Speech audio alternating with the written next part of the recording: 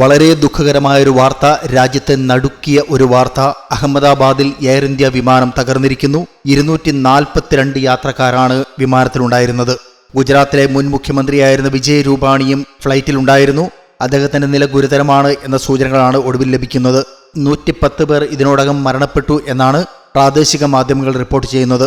ഉച്ചയ്ക്ക് 1:43 അപകടം. വിമാനത്തിൽ 230 യാത്രക്കാരും 12 ജീവനക്കാരുമായിരുന്നു ഉണ്ടായിരുന്നത്. ഇതിൽ 169 പേർ ഇന്ത്യക്കാരാണ്. ഒരു കനേഡിയൻ പൗരനുണ്ട്.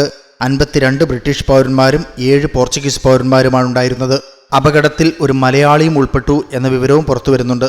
വിമാന ദുരന്തത്തെ തുടർന്ന് അഹമ്മദാബാദ് വിമാനത്താവളത്തിന്റെ പ്രവർത്തനം നിർത്തിവച്ചിരിക്കുകയാണ്. സർദാർ വല്ലഭായ് പട്ടേൽ രാജ്യാന്തര വിമാനത്താവളത്തിൽ നിന്ന് 242 പേരുമായി ലണ്ടനിലേക്ക് പോവുകയായിരുന്ന AI-171 ബോയിങ് 787-8 ഡ്രീം ലൈനർ വിമാനമാണ് ടേക്ക് ഓഫിന് തൊട്ടു പിന്നാലെ വിമാനത്താവളത്തിന് സമീപത്ത് തന്നെ തകർന്നു വീണത്. വലിയ ദുരന്തമാണുണ്ടായിരിക്കുന്നത്. നമ്മുടെ പ്രാർത്ഥനകൾ ഉയരണം. നമ്മുടെ സഹോദരങ്ങൾ മരണപ്പെട്ടിരിക്കുന്നു. മരിച്ചവരുടെ ആത്മാവിന് നിത്യശാന്തിക്കായി, ദുരന്തത്തിന്റെ വ്യാപ്തി ഇനിയും ഉയരാതിരിക്കാൻ, അപകടത്തിൽ ഗുരുതരമായി പരിക്കേറ്റ് കഴിയുന്നവർക്ക് വേണ്ടി